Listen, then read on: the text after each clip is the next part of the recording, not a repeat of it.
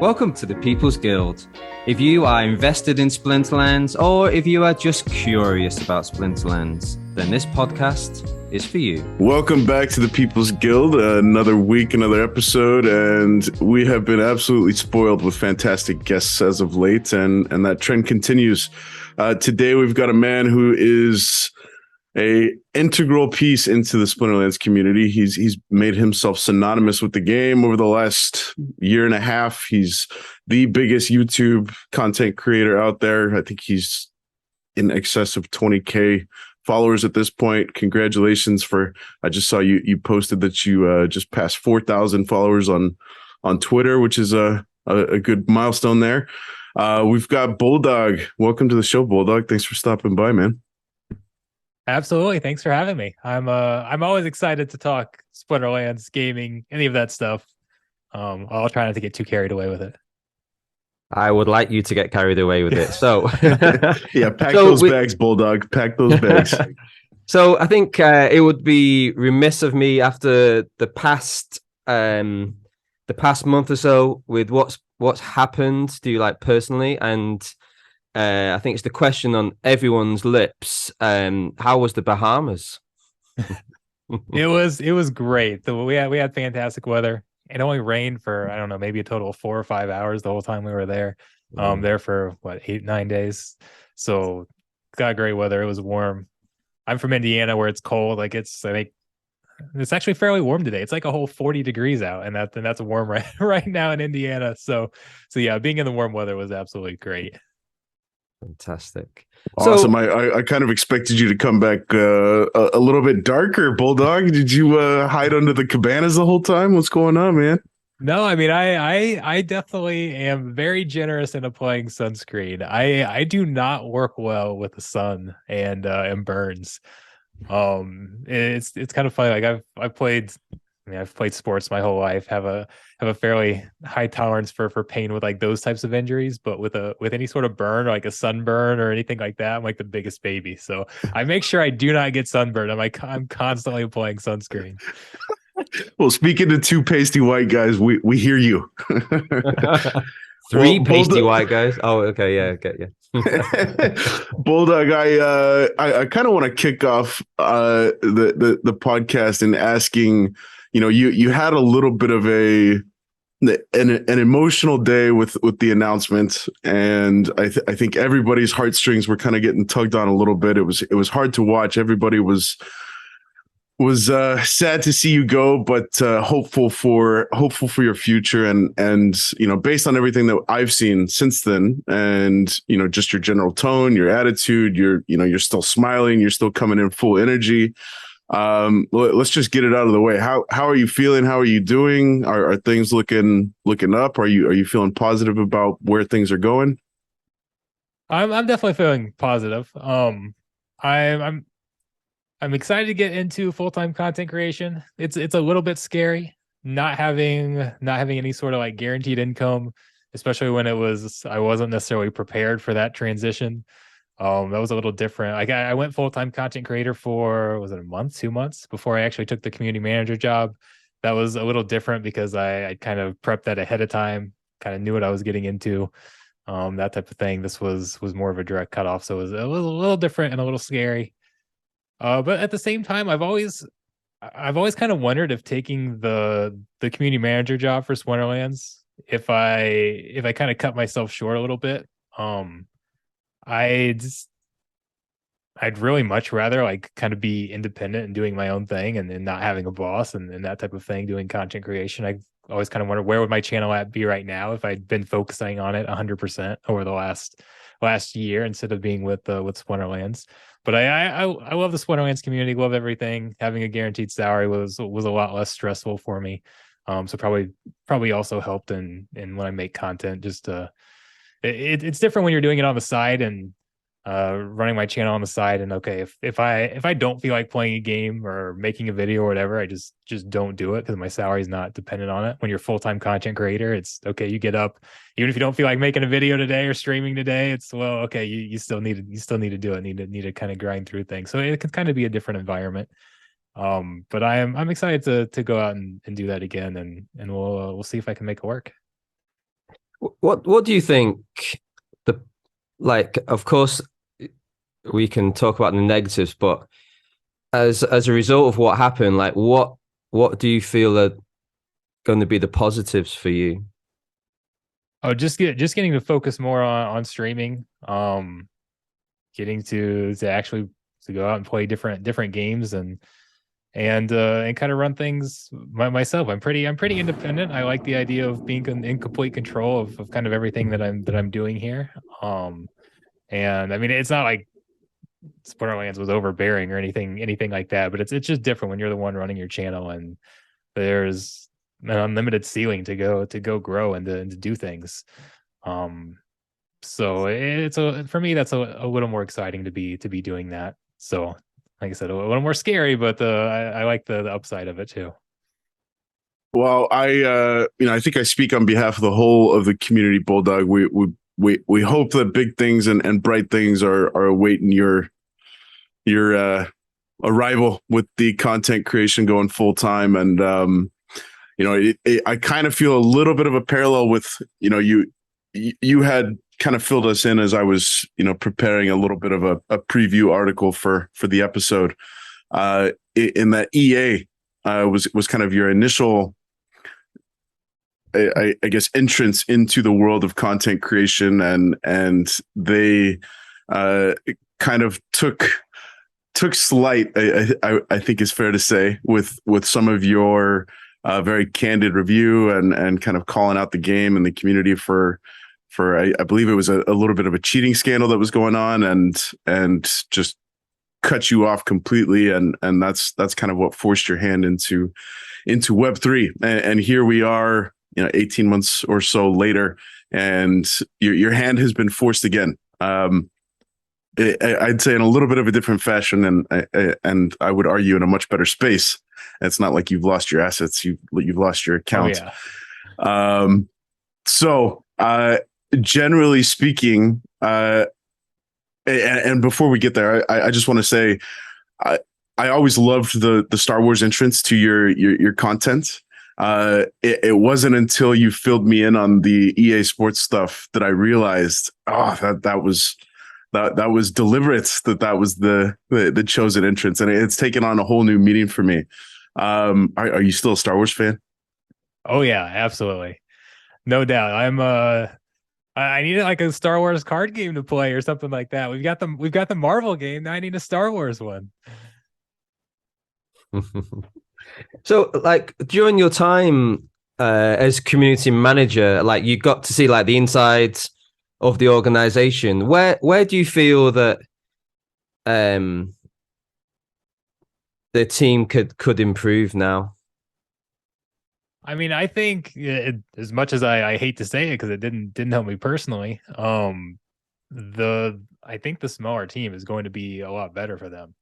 And it's hard because I've never been inside of an organization like that necessarily. So my background is in retail pharmacy, and and when I'm there, it's like, okay, I don't know if anybody has experience working retail, but it's like you're going nonstop 24/7. Like there's no down moments or anything like that. So it's all preaching efficiency and things like that, trying to, of course, maximize profits and everything. Come over to something like this, and even just like working remotely felt very inefficient to me. And I don't mean that as necessarily a slight on Splinterlands necessarily, because I'm sure it's like that with any sort of company and different corporate things. But even like having people across the globe that you're trying to work with and coordinate time zones, and it's like, okay, we need this from this person. Well, they're asleep right now, so I got to wait for them to do that. And then by the time I get an answer from them, I need to talk to somebody else, and oh, now that person's asleep. And like I don't know, every it was just kind of a culture shock in a way for me. And I do feel like they'll probably be more efficient with a smaller team, and might even, I know they talked about in their last town hall, they thought they could even get more things done with a smaller team, and even just kind of getting back to focusing on the core aspects of the game. The example I used in Discord of when we were chatting the other day was I felt like the team was almost like me when I play a video game, and like especially like some of the adventure games or RPG games where I keep getting sidetracked with the side quests.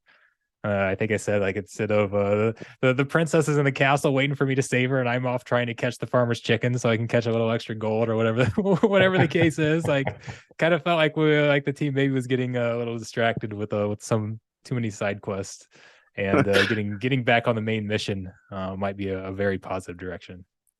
That's a great analogy. Let's stop chasing the farmer's chickens for a little bit and focus on saving that princess, man.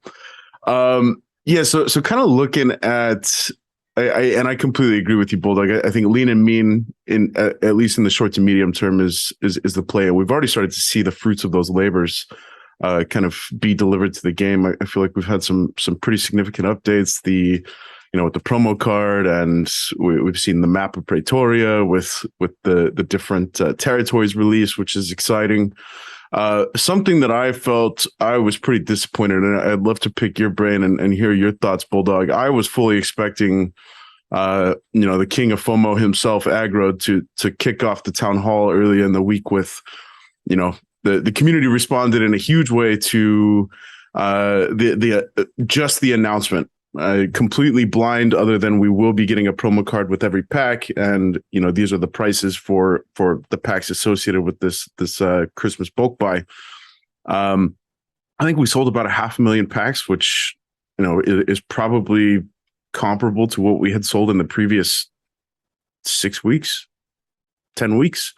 And we did that volume in just a handful of days, and again, completely blind. So I fully expected Aggro to come in and banging that drum of, hey, let's keep it going. Here's the legendary summoner that we're marching towards, and here's the promo card stats.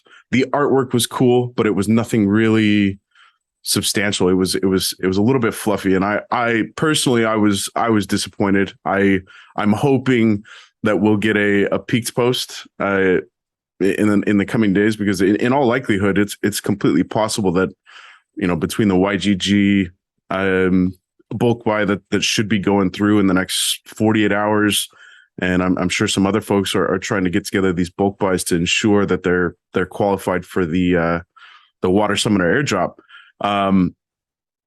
But I feel like everybody comes together for the town hall. That's the perfect place to drop that stuff. Why didn't we get it? So personally speaking, I was very disappointed. I was definitely expecting legendary summoner stats. I'm okay with missing the bear stats, but I felt slighted not getting the summoner stats. How did you feel? I agreed. I was really surprised we got the summoner. Or really surprised we didn't get the summoner stats, because I don't think we're gonna have another town hall before it's released. So, and I thought they probably wanted to try to get some of that hype to encourage more people to get their bulk buy in before that threshold is passed. And then I thought they might wait until try to kind of spread out some of the hype. Like, okay, we're gonna hype the summoner here to try and get you to get your buys in, and then a few days after that, get some more hype by showing the promo stats or whatever the case is. So yeah, I was definitely shocked that we didn't see the summoner, but it'll be here. How many packs do we have sold? It'll be here very soon. Yeah, I think we're about 75% of the way through. It's pretty close, and we got that daily burn going now. So, have you actually participate or going to participate in the pack buy? And I was just wondering also, how do you view kind of buying the packs and keeping it like long term for investment purposes? Are you on that train? So I'm not gonna buy anymore. I've just had too many that I bought. I think now's actually a pretty solid time with these discounts. We know they're going to be gone in 3 months, so I think you're probably going to have to. I mean, I would say that you probably want to plan on holding them if you're buying them for investment purposes, plan on holding for 6 months or so. But if you're okay doing that, I think now is a very good time. I personally just like some of the other things better. Like GLX is the thing I like the most right now, or at least one of the top areas. So And just switching to full-time content creation now without a guaranteed income, I'm not really doing too many investment pieces at the moment. But GLX is what I really like. Yeah, I was just going to ask you what is it about GLX that you particularly like? So I just the staking rewards right now are absolutely insane. It's what, over 700% current yield. Now that's going down all the time, but that doesn't factor in just the game time, which is the voucher equivalent in the Genesis system. And I think people are I think maybe the market's not factoring that in at all, because you can't currently use it. You can't sell it. So that's why it's not factored in like the APY and that type of thing.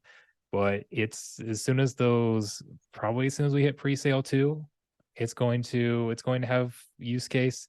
There's a lot of other partnerships that are going to come. There'll be games associated with that. Some people just don't think like, oh, it's Major League Soccer. Nobody cares about MLS, so we're not gonna worry about that. But I mean, if they get to an NFL partnership, an MLB partnership, whatever the case is, those that GLGT is going to be used on probably on those pre-sales as well. So I think that's where a lot of the value is that people aren't factoring in, is the value of that game time.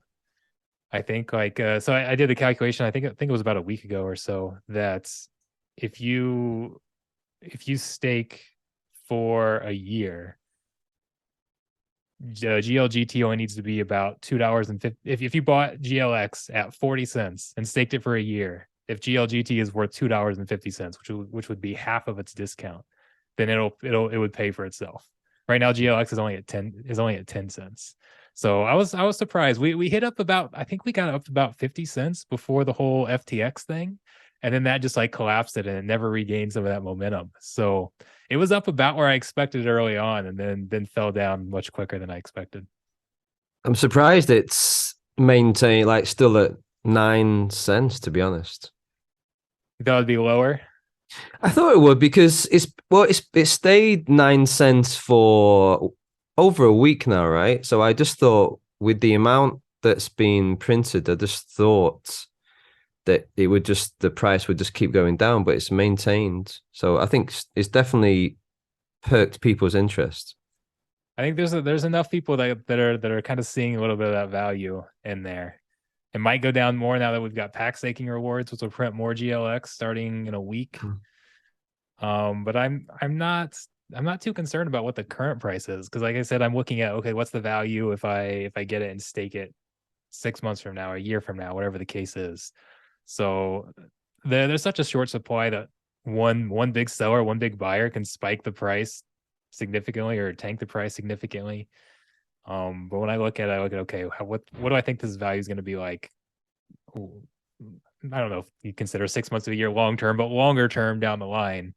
And then it doesn't bother me if it drops down to even 6, 5, whatever the case is, because I feel confident in, again, even just the GLT would pay for itself over time, even if the token goes to almost zero. So I just think there's a lot of value there. As a fan, is this something that we can expect content in Bulldog's arsenal coming forward? Is some GLS stuff? I have no idea. So I'm not a soccer fan, but I do like card games, and it's not like, I don't think it's going to be something where you need to necessarily like know a lot about soccer or anything like that. Obviously, if you can connect with the players, that gives you a different, you kind of get more immersed in that environment or whatever the case is. But for me, it ultimately depends on how fun I find the game. So we'll have to see what the gameplay is like in terms of how much I get involved in streaming that and that type of thing. I mean, ultimately, we're going to get to the point where there's so many Splinterlands products and games out there that you just can't stream them all. So I do like tower defense games, so I plan to play those. And then, like I said, I'm actually a big sports fan, just not a soccer fan. So if we got into the NFL and MLB, NBA, actually, what I really tried to get them to get into, and they didn't seem to have much interest in it. They thought it'd be too difficult, was college sports, like even like college fantasy sports. Are you familiar with the So Rare and the fantasy games that they're doing? I've seen the NBA So rare stuff, which looks super cool. I haven't had a chance to touch it just yet, but Yeah, and it's basically like a fantasy sports game, and you can go. The cards are introduced on the market via auction, so everybody can go in and auction them off. Like the most limited cards, I think there'll be 5,000 that's printed. So over the course of the season, like there are new auctions that go off all the time. And I thought it would be a perfect thing to basically integrate that into college sports, because you just had the NIL stuff like what, a year ago, that became a thing. So players can now profit off themselves. And one of the things like that's easier when you're talking about NBA, NFL, any of these other partnerships, is you negotiate with either the players association or directly with the league, depending on what it is. So you only need to come to one agreement to represent all of the players. So if you did it with college, you'd have to have individual agreements with every single player. And thought that would sound like it'd be difficult, but I thought it would actually be kind of cool if you just set it up so any college basketball player could come in and set up their own card, and they just get a percent cut of whatever those sales are, like 50% cut or whatever the case is. And it becomes a way for college athletes to generate revenue, which would not even be like, that'd be a big thing, even if it's not blockchain based or anything, because those college athletes are still trying to find ways to get sponsorships and get all these things. And there'd probably be a lot of public support for any sort of system that is set up that allows college athletes to easily come in and generate revenue. So having a way for them to come in and sell their own fantasy card, I thought would be a pretty awesome setup. But I think the team thought it'd be too complicated to do that. Was that with Genesis League Sports you spoke to personally, or with the actual Splinterlands team? Well, it's basically the same. It is the same companies. It's the same thing. I mean, you have a department that's specifically working on the GLS game or whatever the case is. There's a product owner that's just for the GLS game, but it ultimately all goes up to the same place. Okay. I thought it was I know there was some connection with Splinterlands. I didn't know it was actually part of Splinterlands. Okay. Well, that's great. Are there any other games that you've got your eye on, or do you have time to kind of talk about anything that's happening down the lane? Like I told you, I like to get carried away. So if you don't stop me, I'll talk for the next 3 hours. But so the other main game that I think I'm going to be featuring, it's actually not a blockchain game, is Marvel Snap. Just because there's so many similarities even to Splinterlands. I'm a huge Marvel fan, but it's another game that it's quick. It's more back and forth. It's not an auto battler, but the battles take about 3 minutes each, so you can play quick games. It has locations that are randomized, so even if you're using the same deck, every battle kind of feels different. The random locations are kind of like the random rule sets in Splinterlands. So as far as there's a lot of kind of crossover between the games. I mean, they play very differently, but it's kind of in that same style. And I'm hoping we'll have a lot of fans that are a lot of my Splinterlands followers maybe want to come watch that. And then ultimately, hopefully, maybe we can even convert some people into Web3 gamers if I can get some traction and get people that watch my content for Marvel Snap and then say, okay, well, what's the Splinterlands thing? It's another quick battler like this, and you can own your assets. That's pretty cool. I've been doing some of my Darth Squirrel giveaways, kind of hoping to help bridge that Web 2, Web 3 gap. If somebody comes and watches a Marvel Snap stream and they win a free NFT that's actually got value, maybe turn somebody that hates NFTs and thinks they're evil and all this stuff into, okay, well, this thing actually it is pretty cool. I got it from free. It's got some utility. And maybe these NFT things aren't all that bad if we just make sure we're not buying the scam ones. Yeah, I love the Dark Squirrel thing, and I definitely have that on my list of things I want to hear more about. But before we go down that road, I do want to ask you, Marvel Snap, and I love the vision, Bulldog. I think, obviously Marvel, Splinterlands pales in comparison to the Marvel fan base, at least at this point in time. But kudos to you for kind of having the vision to leverage that platform that you've got to, kind of hopefully bring folks just to the Splinterlands community, and hopefully we see some of that come to fruition. Speaking about Snap, and we talked a little bit about this off air. I love the gameplay. The 3 locations, each one is representative of. I think that's a good analogy. It's got its own rule set, and cards won't always perform as as expected, right? I wonder if is that a fork opportunity? Is that a third party business opportunity? Because I feel like there's so many abilities and cool cards in Splinterlands that might just be gathering dust in people's card collections, but something like these varied rule sets and varied locations all being compiled into a single match could suddenly bring value to a lot of this stuff. What is kind of your favorite aspect of Snap, and do you think we could incorporate some of that stuff into Splinterlands?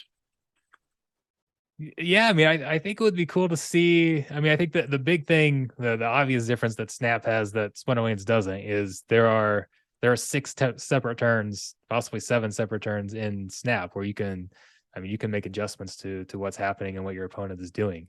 We don't have any sort of counterplay or anything in Splinterlands. So I think when items and spells gets here, we'll have a second turn. But even then, only having one counterplay option it's still not quite the same thing. So I think having more options where you can go back and forth and that type of thing could be nice. But I don't know. It's something that it'd be fun to have. But how do you actually integrate that in? I don't know. Do you have a whole separate? Do you all have a whole separate mode for that? I think that's probably what you have to do is come up with a separate game mode or something like that. We're gonna have boss fights, right? How are we gonna do boss fights? Can you integrate things like that into the boss fights or whatever the case is? It's tough to do because then you get to you could maybe bring some more value to these other cards that don't have as much use or whatever the case is, but it's so hard to balance that all across one game mode, let alone balance it across multiple game modes. So I don't know, that'd be kind of tough. Yeah, one of my one of the first things that caught my eye with Snap is the aesthetics. It's a beautiful card game, and the cards only get more aesthetically pleasing as you dive further into the game. So you start with a plain 2D, kind of plain Jane vanilla card and the associated artwork, and then as you level up your card, as you play more, that card becomes more immersive. It's more unique. It increases in rarity, so to speak, and things like 3D backgrounds and the artwork like jumps out of the card, and then you get like an animated background and shiny logos and all this cool stuff. And we talked about this a little bit before we hit record, but I would love to see something like this, skins or available variants in Splinterlands. Is that something that you feel like would bring value to the community? Is that something that you feel like the community would respond positively to? I definitely feel like it can bring value. The question is how many people would use it, but it's a perfect way to improve the economy and things like that when you can add a sync in for something that's not required to play the game. Okay, if you upgrade it so it's 3D or has some extra animation or whatever the case is, it doesn't help you win any more battles or anything like that. It just looks cooler out there. So you can have that, whether it be something that you earn or something you can spend DEC or burn DEC for, and then it's all just a net positive there. So the question would be how many people would actually use it. We have a bunch of skins. Like there's a bunch of skins that are for sale now that nobody buys. I think one of the tough things, there's definitely people that are asking for skins, but it feels like more of a niche market. A lot of times when you have a play to earn game like this, people get more focused on, okay, I want all of my resources to go into something that's actually going to help me earn. Like we saw some pushback with changing from using with the gladiator stones and things going from merits to DEC. People they didn't want to spend their DEC on those stones. They wanted to be merits or whatever the case is. People don't necessarily like to make DEC investments into those gladiator cards because they can't resell them. So once you've got something where it is an FT or it is helping earn, it's then hard to go invest into things that don't contribute to earnings or don't contribute to gameplay at all. So you tend to see less interest in things like that than you would in a game like Snap or something like that. Well, to be fair, the skins that are available on market, and correct me if I'm wrong, Bulldog, but they're all associated with alpha beta cards, right? Yes, that is certainly true. And I think I heard a statistic the other day that 75-80% of all the cards in the game are Chaos Legion. So I mean, so probably, yeah. yeah. So something. Yeah. I mean, I hear you, but also the skins that are available are speaking to a very small minority of the economy, and yeah. I mean, I looking at my collection, I would love, just for a long term hold.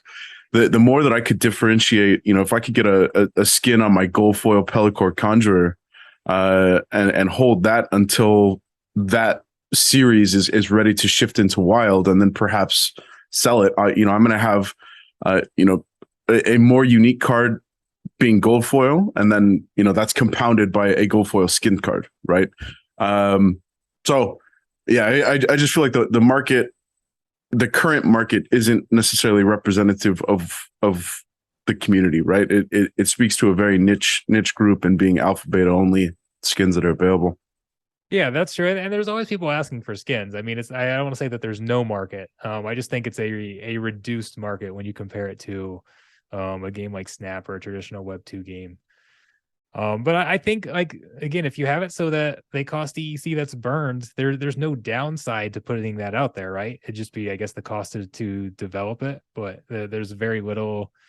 I see very little downside there. I would ideally like to see is have, I mean, you've seen this, some other games have had what they've even called it like create to earn, or whatever the case is, where let the actual community design the skins for everything. So set up a system so you'll basically only have to code it once, where, okay, like every week we have like basically an art challenge or something like that, and SPS holders vote on what artwork they think is the best that they want to see in the game, and then that the winner goes to, that becomes a skin, and whoever creates that gets like a certain percent of the profits that's spent on that skin or something like that. And then you don't need creative developing any or spending any resources necessarily on coming up with their own skins or anything like that. You can literally let the community design all of it. And then not only, I mean, eventually you can kind of even cut costs that way, but it brings the community together. When every week it's like, okay, what are the entries for this for the artwork? What should we go vote on? What do we actually want to see in the game? And I think you get a bunch of cool things there. Well, I think, like, yeah, already you kind of see it in the community with the art contest, right? There's some amazing artwork out there. There is some great artwork there. Yeah, absolutely. And I imagine you'd see even better entries or more entries if you weren't just earning some hive or whatever the case was, but you were actually getting if you won, you're actually getting your card into the game as a skin and actually getting revenue from that card. So I think you would see some really high quality artwork.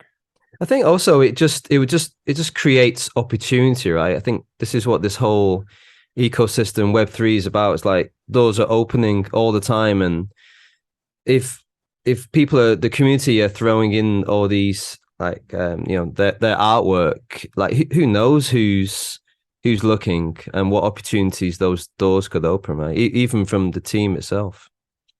Absolutely. And I will say, one of the reasons they've said they don't like an idea like that in the past is that it can make it hard for people to recognize cards. And that could be important when we get to the items and spells with land, because you're going to see what's on the board, and then you're gonna have to make some quick decisions on which items or spells you want to play to impact that battle. So you need to be able to quickly see what cards are on the other side and recognize what's being played. And I do kind of understand that, but I don't know if I fully agree with it. I mean, I think if you don't understand it, you can still hover over it and see what the name of the card is. They still show the stats. I mean, that's the most important part, right? It's it's the stats, whether or not you actually recognize the character, the name, or whatever the case is, or just have an option where you can turn them off if you want. Like where you on the other side, you don't necessarily have to see them. You can see the default card. If that's really a problem for you, you can see the default card on your when it initially starts, and then maybe display the skin once the actual battle starts, or whatever the case is, if you really want to force people to see it. I don't know. But no, that was one of the reasons that they put out. And they talked about how in the future they're going to design cards with skins in mind. so that the cards actually have different looks while still basically being the same card, whether it's just changing some minor aspects, but they're keeping with the same thing, or they're in the same stance, and or whatever the case is. I remember they gave some examples on a town hall where they had like 4 different cards, and they were distinctly different, but you instantly recognized it was all the same character, so they were very easy to identify. Whereas some of the current skins, if you go look through the alpha beta skins, like some people might look through it and like, I don't even know who that card is. They can look very different and be hard to recognize. Yeah, I've definitely run into, and I run into that with regular skin alpha beta cards. Like there's just cards that come out of the woodwork that I've never seen before. I hop in a wild tournament, I'm like, what is this legendary dragon card that's getting thrown at me that I've never seen before? That's just completely wiping me out. But yeah, that ultimately it feels like more of a UX issue, right?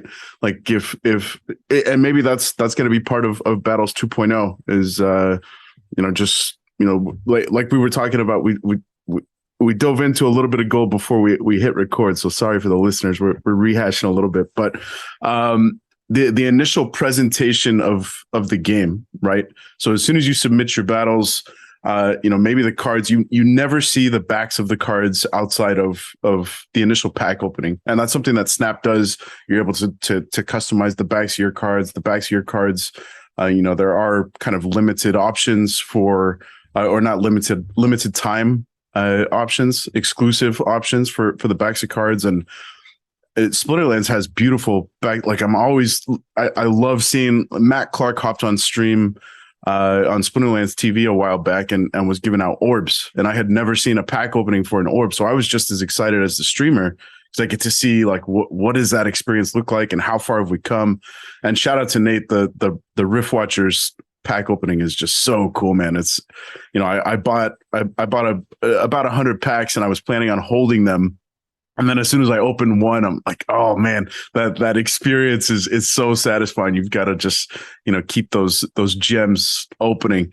But yeah, I would love to see like the initial rollout of the battle. If the cards came down face down, you could see the backs, you can see the different editions. And it's a great way to introduce that to newer players also, that there are other editions, and it gives you an idea of, what was that awesome Untamed card that I saw? You can, go back and you have a little bit of a better idea in terms of how do I hunt down this card if I want to get it, sort of thing. But yeah, ultimately it feels like a UX opportunity for Nate and co to kind of have a little bit of a better introductory phase for the battle, pre-battle. Well, yeah, you mentioned like, okay, an easier path to get the card. That's one thing I've always said is that I feel like the cards in games should even be like clickable, where you can open it in a new window. Like you right click and open a new window and it'll take you to the market page for that card or whatever the case is. So you can see more details on it, or it takes you can read the lore or whatever the case is. Oh, brilliant, man. The impulse buys, like, what is that card that just kicked my ass? Oh, okay, I'm gonna go buy it off the market right now. Well, and there's actually a company I remember we were looking into seeing if we could use them. I don't know if that ever went anywhere. I have no idea what their price was, what it could be in development right now for all I know. But there's a company out there that Gods Unchained actually uses. That's where I first came across them, where when you're streaming, it actually kind of integrates in with, I think it's with Twitch, maybe it's even with YouTube or other things. But like you can do that. Like the streamer can actually click on the card or highlight over the card as it's on stream, and on your on Twitch, it'll actually pop up the stats, whatever the case is. So if you're watching on stream and seeing this battle and you're like, what is this card? You can hover over it yourself on the screen. Actually see more info, or take you to the marketplace, or it'll show market stats or whatever the case is. And I thought that would be really cool for streamers. Yeah, just the accessibility piece needs to be kind of forefront of mind. I completely agree. So yeah, there's a lot of different directions you can go there. Ultimately, it all comes down to dev cost and what they're willing to work on. We don't want to delay land anymore to get there. What delays, Bulldog? What delays? I want to talk about like the utilities of NFTs, and Aftersound has recently just dropped some information about a new collection he's bringing out, and the The holy, utilities. holy, holy auto tuna. Shout The out after holy sound. auto tuner, yeah. I saw him doing the reveal where he's revealing one space a day or something on Twitter. Was that or I think that was the like the preface to the full reveal. Yeah. yeah. I Yeah. didn't actually read about the full reveal or any of the utility that it has, but I did see him Well, I I did see him think posting about that yeah, on Twitter. the actual I think the it's not like set in stone. He just laid out some like ideas and just let people know that it's available to buy on Hive, the NFT showroom. So I'm just really interested in NFTs and NFTs that have utility because I feel that's down the line, that's where people are gonna find value. So could you like talk a bit about your Daft Squirrel and the utilities you have now and any ideas you have down the line? And also, why is he on the dark side, dude?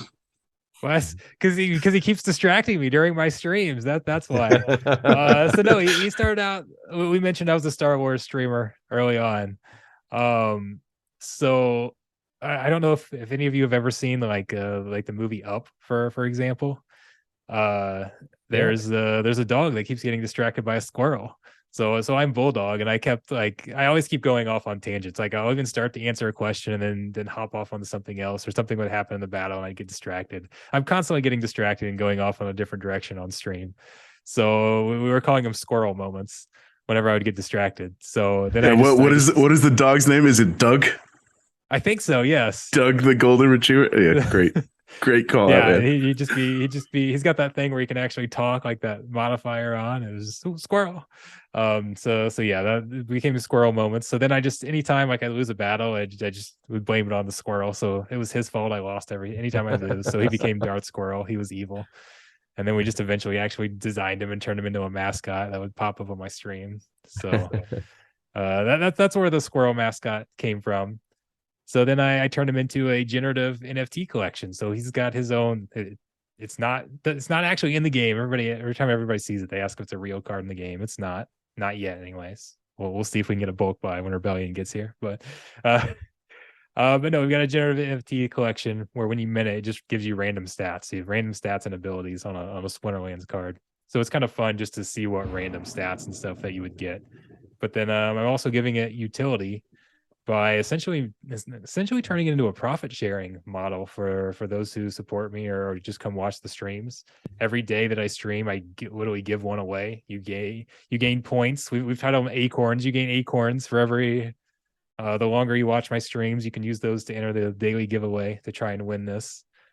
And if you have one, like there's a special Discord access that you get, you can connect that way. There's some perks like that, but the kind of the monetary value of it comes that when I have sponsors that want to sponsor on my channel or have me commentate a tournament or whatever, any sort of revenue opportunity there, I accept Darth Squirrels, kind of like Splinterlands accept vouchers, where it's like a $50 coupon for advertising on my channel.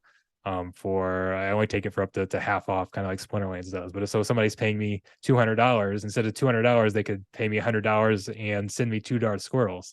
Well, to get those Darth Squirrels, they got to go buy them off the secondary market, and so they're essentially paying my viewers that won that instead of paying me.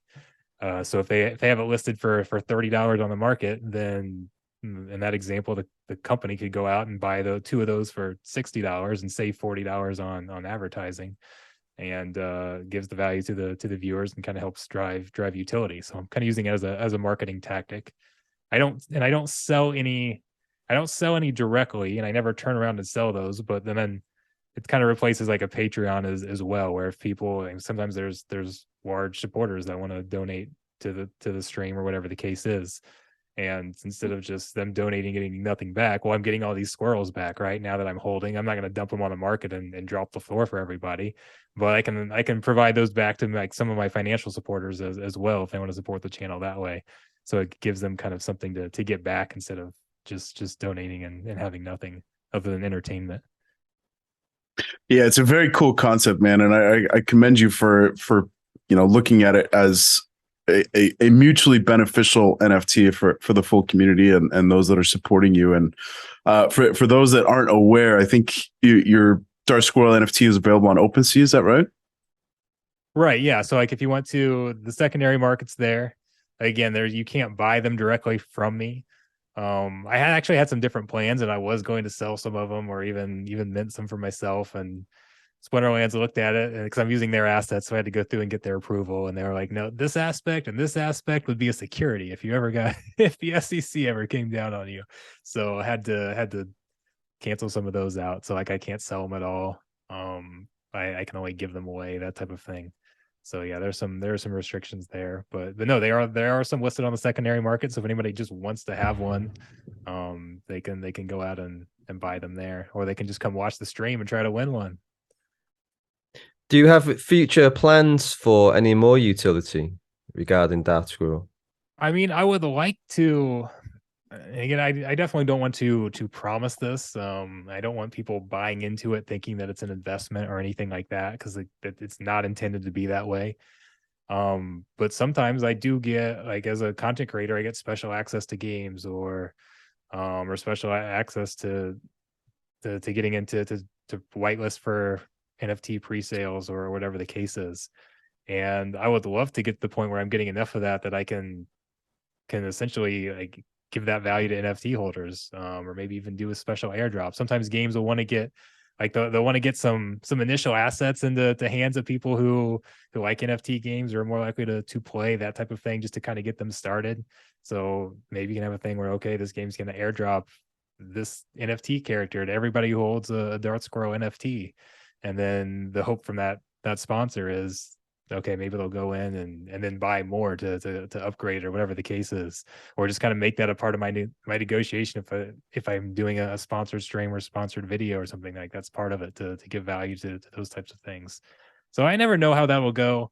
And like I said, I definitely don't want anybody going out and buying stuff off the market thinking, oh, I'm going to buy this so I can get future airdrops or things like that. I don't want to come across like that, but it would be cool to be able to actually to give benefits to my supporters that way. So I think I saw you. Perhaps I'm mistaken. As I'm scrolling through OpenSea now, and I'm seeing a handful of gold foils. What a couple of weeks back, did you give away your first gold foil Dark Squirrel, or was there something along those lines that happened recently? A first? There's been a few. I think the odds of a gold foil are I think they're 1 in 5. So I mean they're rare, but they're not as rare as Splinterland or as like the gold foil in Splinterlands. I was just gonna The say rarest, Nate and Matt could take some pointers from you and how often those gold foils should be turned over. the rarest one would actually be so dragon are actually rarer than gold. And then you could have a gold foil dragon, which I believe is like a 1 in 100 chance or something like that. Or it'd be extremely rare. But nobody's pulled a dragon yet. So I know every time we give one away, they're wanting to know, is it going to be a dragon?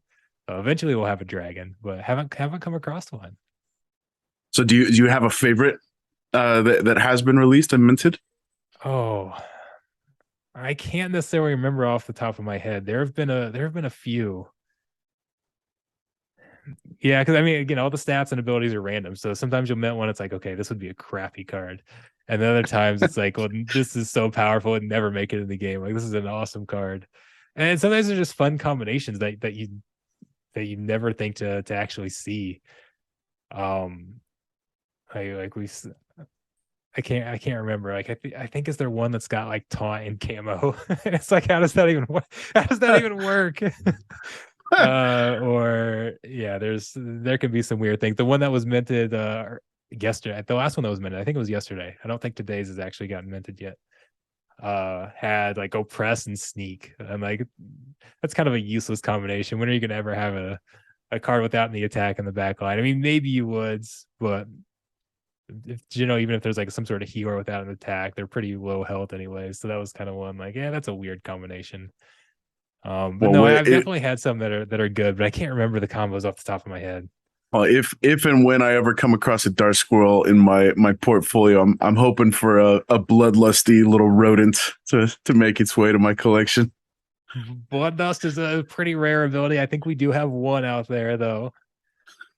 And you like if you go on open seas, like just like with the Roonies, you can sort by trait, so you can go like see, oh, this one has blood dust or whatever the case is. But Mm. so yeah, we got them pulled up there. Like it's just fun. Like I mean, I'm a little biased, obviously, but I just have fun even scrolling through them. If you've never seen them before, just scrolling through them and looking at the different possibilities of cards, it's pretty fun to do. Like I literally, so this is all done with a randomizer, and before I actually submitted this, I remember I ran the randomizer like 10 times just because I was having fun looking at the looking at the cards and the abilities and going through everything.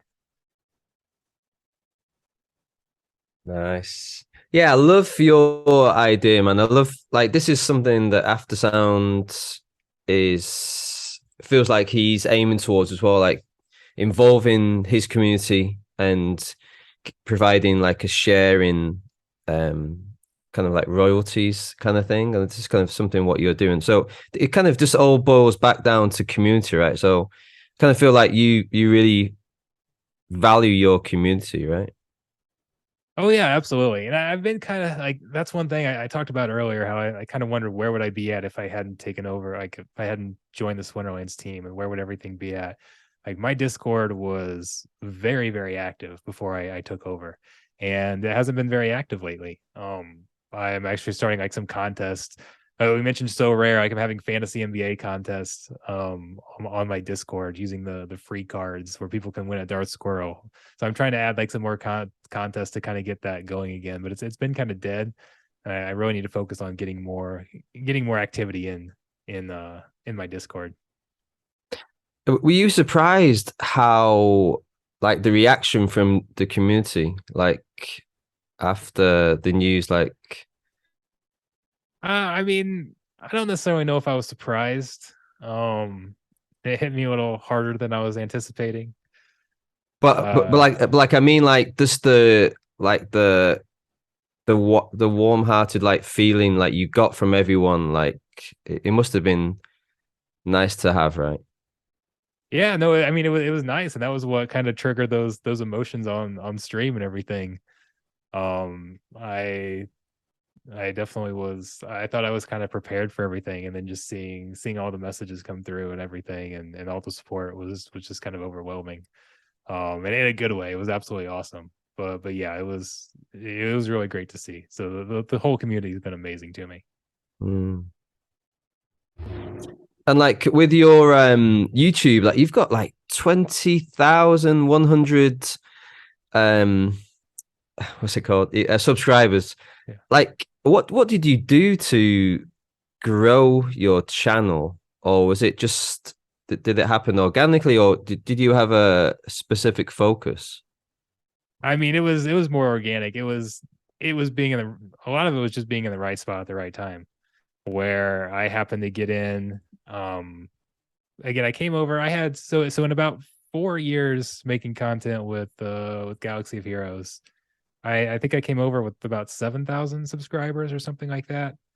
Mm. Did a few streams, did a few videos, and then And just real some of my quickly, let me interject, yeah. Bulldog. Timeline wise, that was 18 months ago, 24 months ago. Yeah. So April 21 is when I started playing Splinterlands. So it was around that time. I think I played a little bit before I decided I was going to create content. And I mean, no offense to any of the content creators who were there at the time, but there just wasn't that same level of competition. I mean, I came from Galaxy of Heroes where I mean, you've got all these high level Web 2 Star Wars content creators and things like that. And there was just kind of this more of a gap over here, and I just timed it kind of right with the bull market. The biggest video I did, I think, was something like six things I wish I knew when I started Splinterlands, and I think a lot of you who play know that this is kind of a hard game to get into, right? That there's not a great tutorial. There's not really, the game doesn't do a very good job of teaching you how to play. It kind of slaps you in the face when you get started. So think there was a lot of people out there searching for videos, wanting to know, okay, we've seen all these people are making all this money playing Splinterlands. I want to make money too. I need to figure it out. And I just happened to have some of the top videos that answered some of those questions that ended up becoming very common, and it just kind of steamrolled there. So it was Splinterlands that kind of spiked that trajectory for you from 7K entering Oh yeah. Splinterlands as content creator, and then Splinterlands is what kind of took it to the next level for you.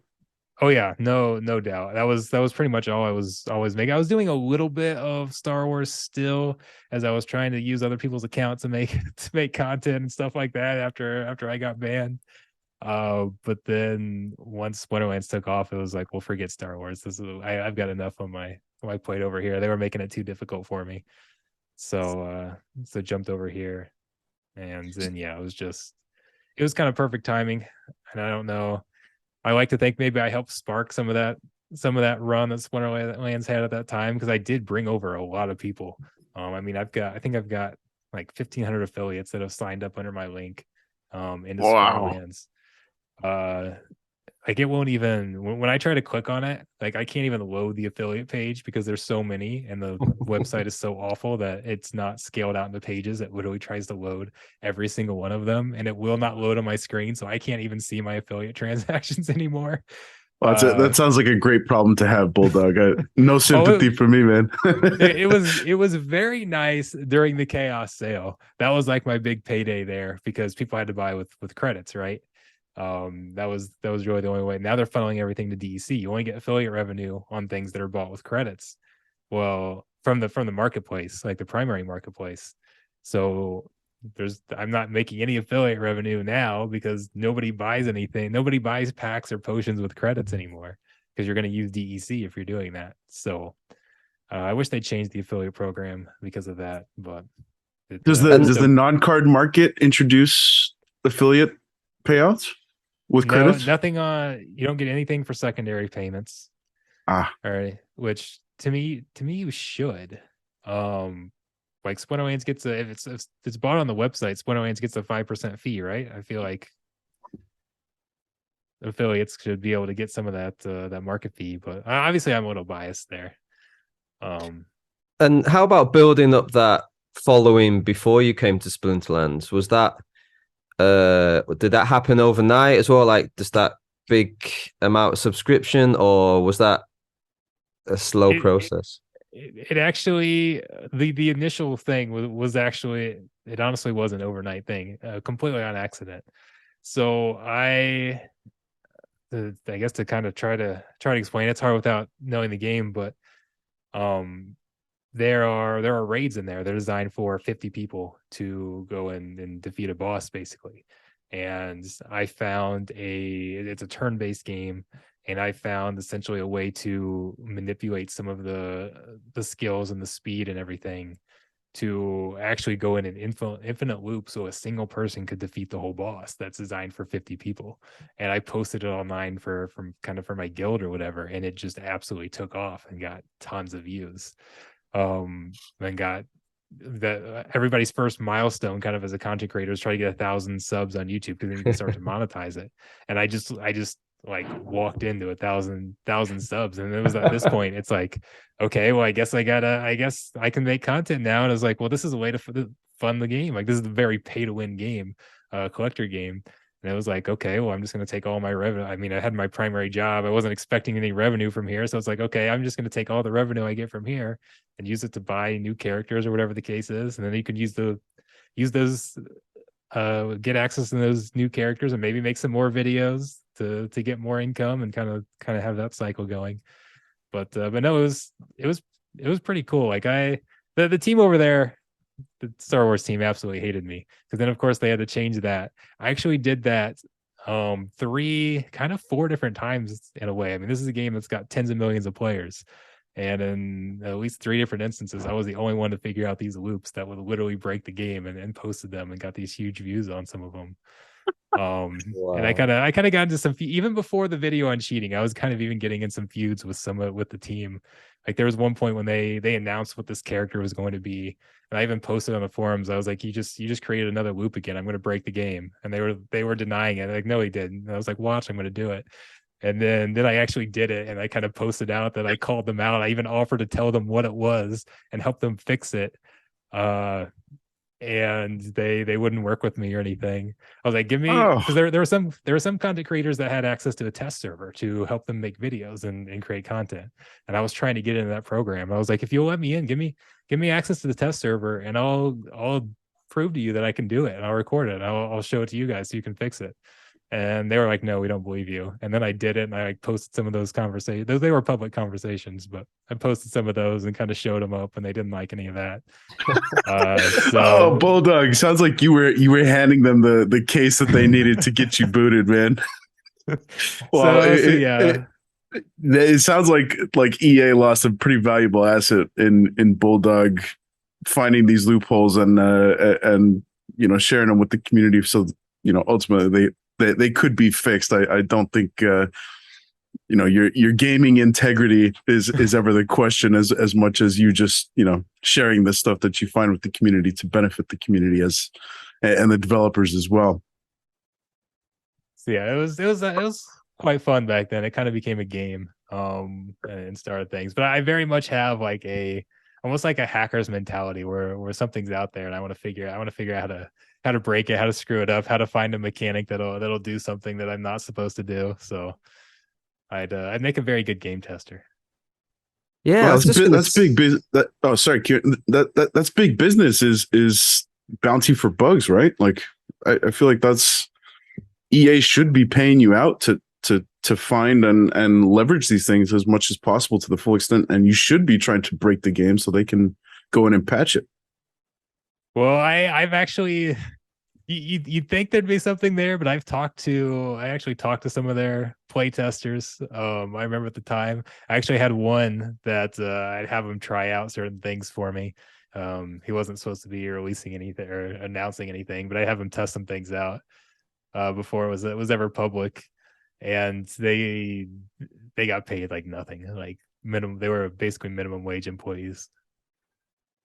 So did you set out with the intention just to try and find that loophole, or like the more you played, like you realized there's like Well, a I mean, glitch? it's not so much. It's just kind of a part of the game, right? You're trying to figure out how to do as much damage as possible, and try to get as many turns in. And so yeah, it was just kind of a natural part of it for me, trying to figure out different combinations that I could do. Never necessarily imagining that I literally create a loophole and do all of the damage, but it's just trying to do as much as possible. And it's just I love the theory crafting like that.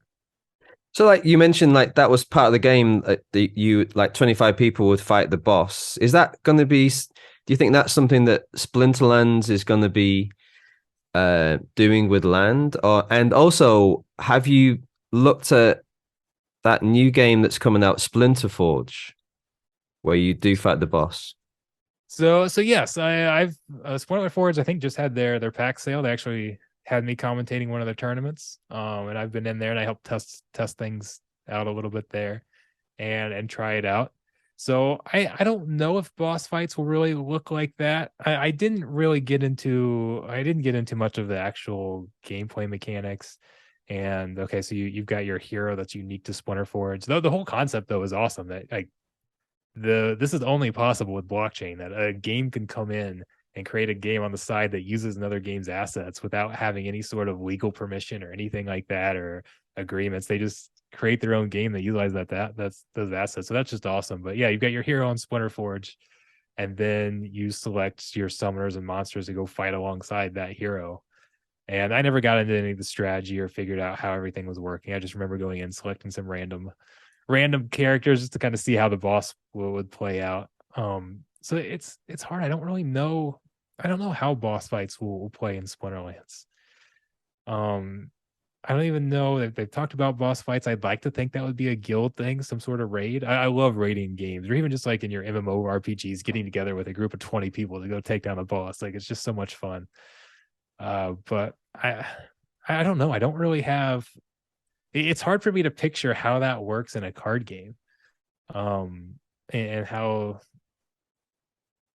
what would they add different assets? Like we've got Gladius cards for guild battles. Would they have a whole new set of cards or items or whatever the case is to fight bosses?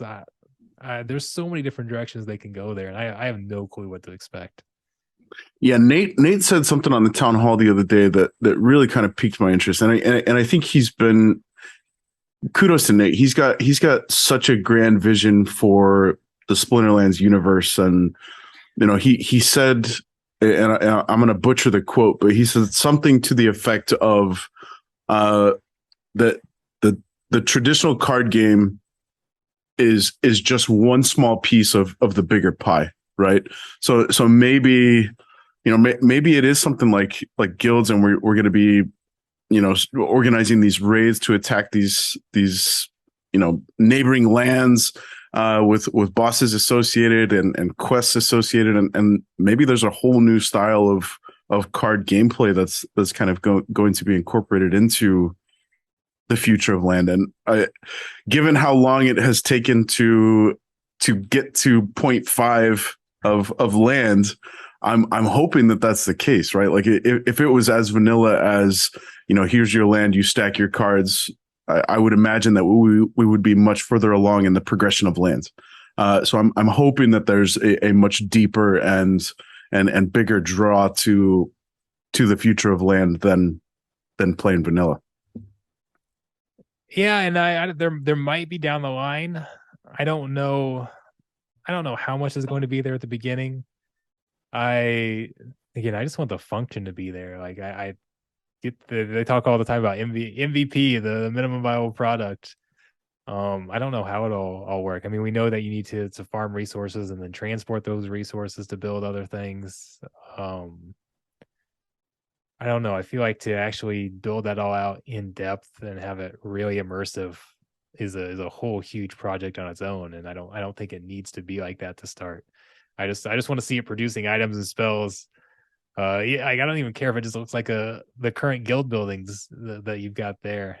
But I don't even know. I really don't think they have everything lined out as far as how exactly it's going to work. That could be a whole nother debate. You could do a whole separate podcast on the land and what it should look like. I know I have some unpopular opinions there that a lot of people don't agree with. Because I don't like it being a DEC sync, but I don't know if you want to go into that. That's a whole other topic. Yeah, you just feel free to say whatever you want, man. Well, hey, Bulldog, let's focus that a little bit. Why don't you like DEC being sunk into land? So I guess it kind of comes down to two different things. First off, I feel like okay, your items, the end goal of this is going to be essentially, well, you're gonna have some SPS rewards tied to it, but it's producing these items and spells, right? So that's instead of having a set, like we've got a Chaos Legion set that Splinterland sells directly. There'll be a set of items and spell cards that are produced on the land, and those are going to have so much value. I'm not going to try and predict how much value they have, but that value is going to be spread out across different pieces. So you're going to have like the landholder, the workers, the cards that go on the land. If you have to sink a lot of DEC into it to produce those, that just takes away from the value of everything else, the value of the cards on the land, the value of the land itself. And I don't feel like we necessarily need that. Now, I'd love to see it used to like speed up production as an optional spend. Like, okay, we talked about how you've got to transport resources or whatever the case is, and maybe there's this transportation that's supposed to take 12 hours, but you can burn DEC to shorten it to 6 or whatever the case is. Like that, I'd be all for. But I don't want to see it as a mandatory spend, just because I feel like it takes value away from those other aspects. And then probably the second reason is I feel like there's an opportunity to add a progression-based system. I feel like that's one thing that Splinterlands really lacks is a progression-based system, whether it's tied to the cards or tied to the accounts. They're trying to kind of remedy that with GLS and tower defense. Like GLS, they've talked about how you have to play to actually level up the cards. You can't just buy them at the highest level. Like right now in Splinterland, you can go buy a champion deck and get the champion very, very quickly and instantly be playing at the top of the game. Other than the time that needed to acquire the skill, there's not necessarily any progression system there. And I think you could build that into land, so where you have to, like, maybe to level up your land buildings, you need these certain potions that are only acquired by playing ranked battles, and they're soul bound. So if you want to level up your land, you've got to actually be playing the game or whatever the case is. Maybe modify that based on how much SPS. Maybe you can stake SPS to your land in order to be able to earn more potions. That way, somebody who's got a bunch of lands could stake a bunch of SPS to those land pieces and then be earning a ton of these land potions by playing the game so that they can level all of theirs up. But could be a nice little SPS sink there. But make it so you have to still be playing the game in order to level up your land. I think there's a great way to introduce some progression based systems there that wouldn't necessarily be DEC based. So a couple things, and I definitely want to get back to kind of the progression based system as it relates to cards, and I think Soulbound is Soulbound reward cards is something that directly answers that ask of you. But what do you think about syncing DEC prior to the reveal to increase the odds of a more rare piece of land, or a leveled up? I don't know what that's going to look like, but what are your thoughts on using DEC as a pre-reveal sync? Again, it's kind of that same way where it's just it comes at a cost of the current value of land, because now if you want to buy land, it's not just that land value, it's that value plus the potions. When we're looking at packs and the average value inside of a pack, we're not looking at just the value of the pack, we're factoring in if you need to buy those potions in there as well, right? So that comes at the cost. If all of a sudden you didn't need potions to open up Chaos Legion packs, the value of the Chaos Legion packs would probably rise, right? Because that's kind of when people are buying those and looking at how much they're going to renting out, that potion is a factor in there. So that's just taking away from the existing value that we have. And I don't feel the need. I'm not a big fan of burn mechanics. I think we need enough burn mechanics to offset any inflation, but DEC is deflationary right now. I know we'd like to get there a little faster, and I wouldn't be opposed to. I mean, I do think maybe we could have some DEC burns in there, but I'm just not a fan of the whole burn mechanic overall. I'd rather I think also pumping for example, if you pump DEC to give you a high percentage of like getting the rare or epic or legendary, I feel that's kind of not fair, because some people have paid a lot for land already, and then asking them to, I'm definitely thinking about me, because I definitely paid more than what it's currently, but to ask people to pay even more just to, I think, there's going to be a certain amount of people that will be no problem, right? That they're able to throw that DEC into that. But I mean, there's certain people, there's definitely certain people it wouldn't be a problem, but I just don't. Again, I think that's something that should have been out there from the start, and so you could factor in those costs. And there's just been too many instances with Splinterlands, especially lately, where it's been a huge disadvantage to buy early. We've seen that with like the Chaos Legion pre-sale. So many things change after we already purchased it. We bought the Roonies, and they talked about merging the Rooney, like being able to swap components. And then after the sale, they announced that, oh, well, when you swap components, the other one's completely burned, and that threw off people's plans completely. There's just been too many instances of changing things after the initial sale, where, okay, if you wanted the land potions, like, cool, that'd been great, but we should have known that from the first day land was sold. I don't like changing things later on, adding in extra cost later on that just hurt people that may have bought. Now again, if you bought from the original sale, you're still way up, but it's still, I mean, not everybody. Well, that's not the point, though. Secondary market. So I just don't like the idea of changing things later. I think that needs to be something that changes with the company overall going forward. Is things need to be set out in stone. Okay, when we have our first sale, we know from the beginning this is what's going to happen. We're doing this pre-sale, but we already know the release date, the exact time it's coming out. We know all the details. Everybody can make informed decisions right from the start, and things aren't necessarily going to change. I think also, like, if you buy something, like you say, you are buying it solely for the purpose of what they initially said, right?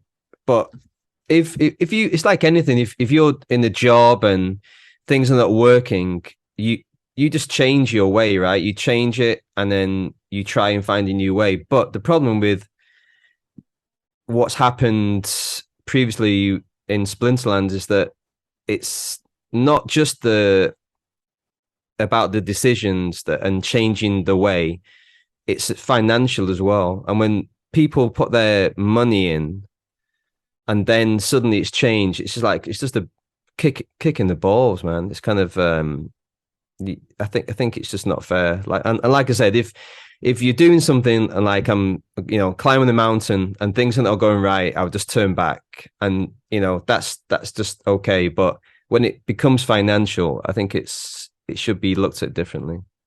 Absolutely. And I mean, sometimes you can't avoid it, and you have to make changes. I mean, we had to make so many economy changes that were just necessary that, yeah, maybe people didn't plan on this, but it's necessary for the long-term health of the game that this is something we have to do. Yeah. So then you just have to do it.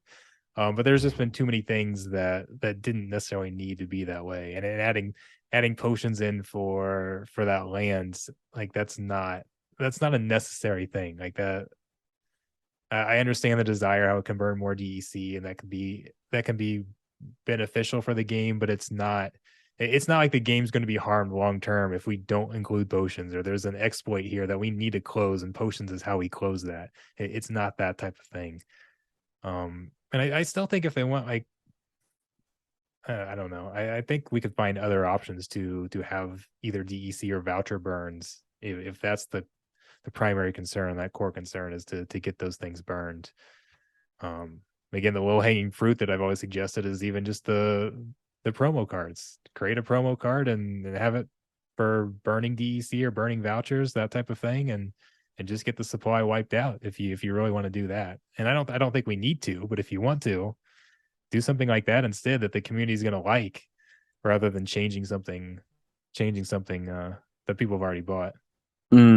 Yeah, I feel like kind of opposite ends of the spectrum is the management of the Rooney rollout, where it was, hey, we're presenting component swapping as something that's going to be available down the line, and then doing a complete 180 where actually it's not component swapping, it's Rooney burning. And this is just a matter of fact. This is how it's going to be. Versus Rift Watchers, I think it was less than a month after the release, the team put out the proposal that this is what's we suggest, we think it could happen, and the community had the chance to shut it down. I'm not I think the community went completely up in arms with the Rift Watchers proposal, but I think that was the much better way to proceed with suggesting that this is a potential change we would like to see from the team's perspective, and the community demonstrated that we have the power as a community to shut those things down. So I'm completely okay with that, and I've heard the proposal that maybe bringing Rift Watchers for DEC at market value is the correct answer for offering Rift Watchers for DEC. Is at this rate, who knows when we're going to see Rift Watchers sell out? It might be here past Rebellion being sold strictly for SPS. I definitely don't see myself parting with 150, 160 SPS for a pack of Rift Watchers. I'll just pay a little bit more on the market. But yeah, the Rooney thing is a really interesting one. We had Cryptomancer on a couple of weeks after the whitelisting and the initial minting, and he was starting to kind of gather Rooney off of OpenSea, and hey, I want this head, I want this background, I want this gold foil, and planning on that component swapping and having the leftovers for scraps to either sell or stake or just have the option. So it sounds like even Cryptomancer, who lead dev, he's got his finger on the nuclear airdrop button. He's a very integral piece of that dev team. He sounds like he was left in the dark, and it was kind of a reactionary thing to offer the component swapping for a burned Rooney. Yeah, the whole way that Rooney was kind of rolled out, and I think it was you, Bulldog, credit to you for calling out that it was too much too fast. I feel like we could have leveraged Rooney. It's such a cool premise. It's a great way to introduce Splinterlands onto a different blockchain, and the marketing aspect and all that other stuff is very, very cool.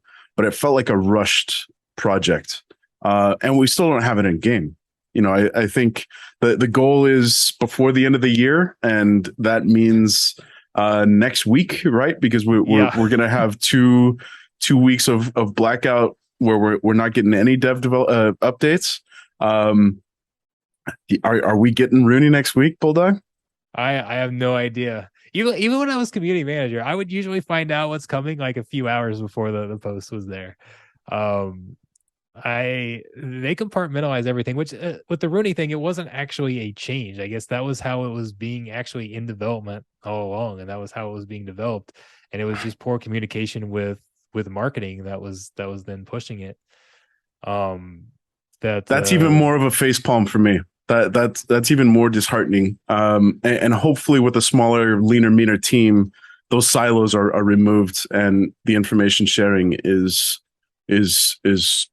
fast and ever present. Because I feel like with the amount of content creators that we're talking about component swapping being a thing, and I'm stacking Rooney for this, and you're watching people like Agro post his, massive 20 Rooney collection. The expectation is he's stacking these things for component swapping, and nobody came out and said from the team, like, actually, like, pump the brakes. This is not how it's going to be. Well, I'm not opportunity. sure. Yeah, and Agro probably didn't even know. Like Splinterlands kind of compartmentalizes everything. I think it's trying to prevent leaks and things like that, especially when there's so much opportunity for insider trading if you know some of these things. So they really try hard to kind of block some of that stuff. But like, I even wished, I mean, as community manager, I always thought I should be like in some of these meetings, like even when they're designing up some of these things. So first off, I can give feedback. If somebody there were times when they'd release some things, I'm like, oh crap, this is gonna be a rough week because the community's gonna hate this. And how am I gonna spin this one? How am I gonna spin this? It's like and then the team would be like surprised that, oh, the community hates this. Like, what? It's like, well, yeah, I could have told you that if you told me it was coming. Or even just so I can answer questions. And like the community is asking things and I'm trying to give my best answer. But if I don't fully understand the picture on what's coming, I might give a misleading answer, not intentionally, but and then maybe somebody might buy something based on an answer that I gave that was what I thought was accurate, but turns out like there was something else planned. Which one did you foresee that was going to be that wouldn't go down with the community? Throw a dart. What was that? I said throw a dart. Pick one. No, probably the one that comes to mind is because we were kind of talking about the burn mechanics is when they added DEC to the liquidity pools as a reward, which has now been removed. But that I knew was good. Yeah, I knew that was a bad decision from the start. It seems just like like hearing you speak, like you've got such knowledge of the game and like the mechanics of it. It just seems like a wasted opportunity not to have you involved, and who knows who else is in a similar boat where they've got so much value to add to this decision making. Oh yeah, just like that was the one thing I was kind of starting to finally learn as I was going through. Was even like how to present feedback to different parts of the team. Like initially, I was like there was an area that I was supposed to go like to relay feedback to the team or like in these channels, and I kind of eventually, as I was there more, knew that okay, like if I wanted to get something done, I had to kind of present these ideas to like these specific devs, or this certain person could kind of make a push, or this person would have influence over these other people making these decisions. So I kind of needed to go through them and get them on board. If I got them to push it, they had more the ear of the dev that was making it, or whatever the case was. But it really felt it was sometimes kind of hard to manage to do some of that. And yeah, there were definitely some inefficiencies there. I think I've said it. Go ahead. I was saying, even I'm always amazed, like even watching the town halls and some of the things, like how many times does aggro like punt on questions and things like that, where like I'd be sitting there like, I know the answer, I can answer this, I should be on the town hall, like I'm the community manager, why am I not the one on the town hall orchestrating the town hall, all of this stuff, town hall for the community, and And I know Aggro's always busy doing a lot of his higher level things that a lot of times he doesn't understand some of the intricate parts of the game, or they'd ask a question like, why is this the case? And he'd be like, no, that's not how it was. That was, or give an answer that showed that he didn't really understand how this mechanic works. Again, because he's just not at that level. That's not, he's not in the weeds like that. And I'm like just like cringing over here, like, yes, you're giving a wrong answer. That's not how this works. Well, hopefully, hopefully lessons are learned. I think it is a good opportunity for the team to kind of get leaner and meaner and more efficient. Hopefully those silos come down and information sharing is made more readily available for the team, and we can avoid these sort of missteps moving forward. Maybe I'm being kind of blindly optimistic, but hopefully it's for the better. But if you actually think about the majority of companies and you analyze them the way we do Splinterlands, you just kind of find similar problems through most companies, right? I'm thinking of a few at the top of my head. It's just that I think it's just that we're so passionate about it and people care about it so much, and so much is probably at stake, is that and we're also in this bubble. So, playing devil's advocate, I don't agree with everything that's happened, but I do feel for them at the same time, is that it's so scrutinized, and it's very open. They're very open about everything as well, right? Well, and it's tough as well, because we're trying to build things that nothing like this has ever been done. I mean, they don't have a playbook to go look at and what to do.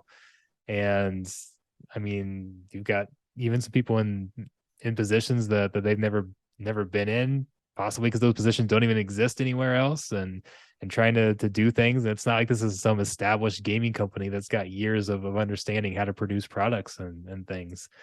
I mean, it's a whole new experience. So they're definitely learning and getting better as we go along. So hopefully everything gets. I'm optimistic. We're gonna have some good things coming. Yeah, and in the team's defense, it's they're in a tough position, right? Like, not only is there not a playbook or a blueprint to reference, and how do I run the most successful Web3 game ever, but also managing a fully remote team. That's such a challenge in and of itself. Like, thinking back to my days working in a startup throughout COVID, and it's just, trying to negotiate time zones and chats and Skype calls and it's a nightmare in of itself. And I think it is a significant learning opportunity to lean into the team that you've got hired. I think hopefully Aggro was kind of kicking himself after those town halls where he's either punting questions or answering incorrectly, uninformed. And I hope you sent him a little Slack message saying, "Hey, buddy, I had the answer there. You should lean on me a little bit more." But yeah, I think, yeah, let's it's starting to feel a little bit like Mav chat here. Let's speak a little bit more positively. So, Bulldog, I want to get your thoughts on and hopes for. Let's talk about the upcoming card. So we got the Ancient Redwood. Looks awesome. I can't wait to get my hands on that guy. But he's probably a month away, 6 weeks away, maybe. Let's talk about the bear, and let's talk about the legendary summoner. What are you hoping for either or? You choose. Oh man, I don't even know. Yeah, I feel like when we come down to the legendary summoner, like, so far they've kind of kept with the same themes. Like, life has always been like an armor type thing. So like void armor, +1 armor fit in with the themes of the previous life summoners and that type of thing. Yasik was, I mean, fire's always been kind of all about attack. So adding a different way to attack, adding piercing, kind of fit with that theme. So kind of been looking like what a theme for water would be. I think my guess for them, probably as far as looking at abilities, maybe not both abilities, but either dodge. I think dodge could be one. I mean, we've got like Deep Swimmer has blind. We've got Aquatus that has a backfire. So there's a lot of kind of dodge in in the water element. So I wonder if we might just see dodge directly as an ability granted to all cards. Dodge, phase, and +1 speed was what my kind of official guess that I submitted, but I don't have much confidence in there. Oh my gosh, yeah, I've got credits in my account ready for the airdrop, so I can buy it off the market. If it comes out with dodge, speed, and phase, I don't know if I have enough credits in there. I feel like that card per BCX is going to be through the roof, because water is such a fast team in modern. Yeah, no, it can work. I mean, you've got some more blind in there to add to it.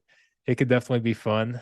And again, can't test any of this stuff, so who knows if it's too powerful, not powerful enough, whatever the case is. I think we'll eventually see a reflection shield summoner. I don't know if that could be water or not.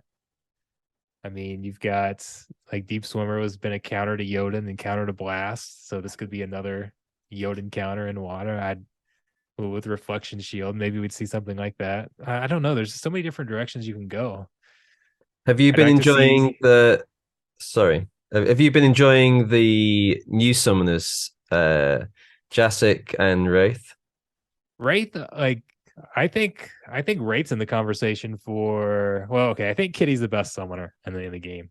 After Kitty, if we look at non-dragon summoners, because part of that's just because when you can play dragon, that's a huge advantage on its own. But I think Wraith is in the discussion for one of the best ones. Like that resurrect team with Wraith is just absolutely nasty. I play Wraith a ton. Yasik I don't use too much. But I actually think he's kind of he was a perfect summoner to come out. He's fairly balanced, he's not overpowered, but he presents some fun gameplay. The randomness can be fun, irritating, however you want to describe it. But it kind of presents a different option, and it's kind of he provides something without being overpowered, basically. So I think he was an awesome summoner. But Wraith is probably my favorite of those. How about the Riftwatcher summoners? I think everybody is on the same page in predicting that your favorite is Dallin. Is that right? Yeah. I mean, I need to get back to, at one point I was try to use him more, because I do think he's kind of underrated. And I mentioned that resurrect team with life, or even some of the, like, we've seen some of the timeout teams or the stall teams. Dallin's like, I actually run that in water quite a bit, where you put a bunch of heals behind a big tank, and just heal up through and then win in fatigue. And Dallin's with that cripple is a hard counter to those teams. So I think he's got an option there. The problem is you've got to correctly predict what your opponent's going to do if you want to play him. So it can be difficult to do that sometimes. So I'd like to go try to use him more. I haven't necessarily had the guts to go play him a bunch, but I don't know. He might not be as bad as we think. But honestly, I don't use much of them at all, really. So I've been kind of disappointed in them. Ben has the whole current supply of Dallin. That's why he's just pushing the. He wants to control that market. There you go. Yeah, I'm with you, man. I feel like Cripple.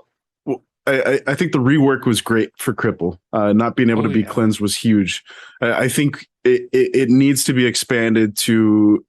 Life Leech works on Blast. Why doesn't Cripple work on Blast? I feel like as soon as Cripple gets incorporated into Blast, if and when that happens, all of a sudden we'll be seeing Dallin, replace Ilthane as the priciest of the Riftwatcher summoners. But I'm a little surprised I'm going to keep pushing Dallin as much as I can. I love Dallin in a handful of rule sets, namely Divine Shield, and right. If you're expecting a Lorna or Armored Up, any time and tossing poison out there with Dallin is fantastic. But I'm a little surprised that you say you don't play the Riftwatcher summoners so much, and maybe that's because you've got kind of the full gamut of Untamed and Dice under your belt. But I find Fernheart is probably my most played, and I think the market will probably respond in kind with Ancient Redwood. I feel like that's such an awesome potential tank with Fernheart. And I love Skargor. Is that kind of your reasoning? like thinking beyond I just don't play them? Is that because you've got Untamed at your fingertips? Yeah, I mean, I'm sure that helps. Although I don't have any of the, so I've got most of the dice. I don't have Vera. I think is the only one I'm missing. And who cares about who cares about Vera? I was just gonna say you're missing out, Bulldog. I don't have any of the untamed rares though. I have the legendaries summoners, but I don't have any of like Bortus. Is one that I'd want. But no, I don't actually have any of those. But no, I don't know. I've just kind of been underwhelmed. But like when you're talking about Fernheart, yeah, usually if I'm playing a low mana Earth Summoner, I'm using Mylor. Like Mylor's just, it's not that Fernheart's bad, it's just Mylor's so good. And Fernheart can counter Mylor a little bit too, but Mylor just always feels like more likely to be the better play a lot of times. Although I like Fernheart in some of the, especially some of the Noxious Fumes rule sets if I'm going with like being able to use, oh my goodness, what's our immunity? The reward card, right? Yeah. I love that card with what is it? The Vampiric Blossom. Yes, Vampiric Blossom, like Fernheart and Vampiric Blossom. Because like especially if you get to, or if they try to use like a last stand card in Noxious Fumes, or they get down to one big tank or something left in poison, it's got that knockout, it's got the immunity, and then you can let it attack up front. I like that combo a lot. But no, usually I'm just using Mylor a lot of times. Ilthane, I do like Ilthane quite a bit, but again, Lorna's so good that takes away from it a little bit. So it's I don't know. I just kind of like, and maybe it's just because I'm familiar with some of those other options too. I mean, it's what I'm used to playing, and I feel comfortable with those.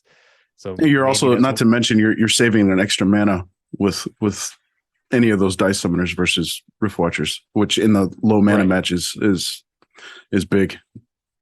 Well, yeah, because I mean, a lot of times, okay, you're trying to go low mana, you want like a 3, and then if you got a lot more mana, I'm bumping up to the kitties, the Jotans, those types of things. So I don't know. I mean, and again, maybe just because I'm familiar with them, I can perform better with those cards I'm familiar with. You try to switch over to some new cards, and maybe you're not playing them ideally at first, and then get discouraged with it. So I don't know. Maybe that has something to do with it, but I don't use them a ton. What part of the game do you enjoy the most? Is it the ranked play, and do you enter many tournaments? I don't enter a lot of tournaments. I really should, now that there's a lot of the updates are kind of fixed. I so many times I enter tournaments, I just forget to enter my team. There's not a I good think, yeah, I notification actually, system. the only time I've ever played you, it was in the tournament, and yeah, you fled. Yeah, I do that all the time. I join the tournament and then I forget. And part of that was because at one point you could see on the blockchain when people would submit their teams before you. Or could at least see and narrow it down a little bit. So that's why everybody would submit their teams at the very end. So I'd want to wait till the very end to submit my team, and then I forget. um, but all that stuff's been patched up. It's been fixed, but I don't know. I still like to wait to the end because I just like to see the battle. It's no fun to submit them at the beginning and then you can't see it. Like you see it all later. But I just forget so often, and I can't stream it. A lot of times I'm trying to stream everything, but if I stream those battles, then I'm just going to get stream sniped in those tournaments. Um, so I kind of like the concept of tournaments, and I enjoy participating in them. I just don't end up in a lot of them. Mm. Where do you see the future of ranked battles and tournaments? You know, and I'm just relating that to like the advent of these bots that are entering, and also brawls as well, but specifically ranked battles and tournaments. Where do you see that? How do you see that panning out? Oh, I have no idea how it's going to play out. I submitted my one idea that I think where they should have daily modifiers that change, so every day is a unique experience. And one of the things that bots do, I mean, they have other ways that they can gather teams, but one thing they do is they look at through past histories, and okay, you got this rule set. We're going to search and look through. Okay, well, what's been successful in that rule set before, or what teams have performed the best, and we're going to kind of use those as a base or copy those. But if if there's different modifiers that change on a daily basis, then okay, you can look at battles from today, but then by the time when we get to tomorrow, the data from today's battles is now kind of useless because it's um you've got those modifiers that are they're factoring in, and now you've got new modifiers. So I think it kind of limits what bots can do a little bit there. Wouldn't stop them altogether, but I'd love to see something like that. I have no idea what the team has in mind, though. No idea. That Was feels like a that relatively easy.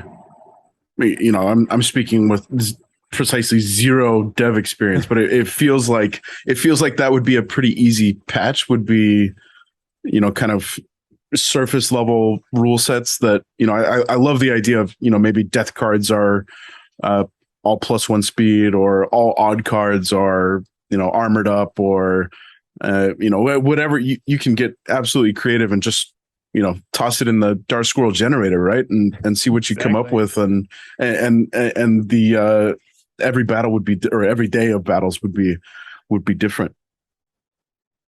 Yeah, and I mean, as far as how long it takes to develop, I think it might be.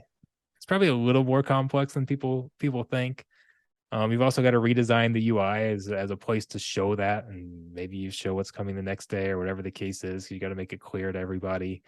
Um, so you've got to add more UI things in there. I don't know as far as actually coding it and designing all that. I mean, I wouldn't think it would be too bad. It's not a project like Land that's going to take two years. But no, I wouldn't think it would be too awful. But I think it'd be worth it. And then like to me, okay, even if it doesn't work and it doesn't stop bots, I still think it's fun. Like it's not like, oh, we did all this work and it didn't stop bots, so we wasted all this time. I still think it'd be a fun experience to have that anyway. So if nothing else, you've added to the fun factor. was that the proposal that you submitted to the team that didn't kind of go through?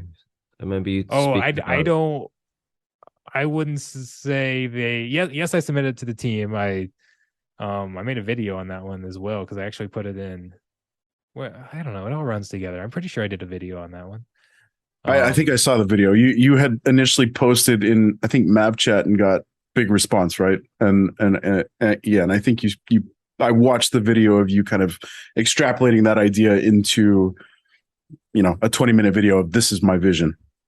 yeah, because I think that was the one that Yasik actually started. I kind of put it all together and modified it a little bit, but I wasn't the one who started it. I think Yasik was one of the first ones. Commander Chaos was in Mav chat and they were talking about different ways.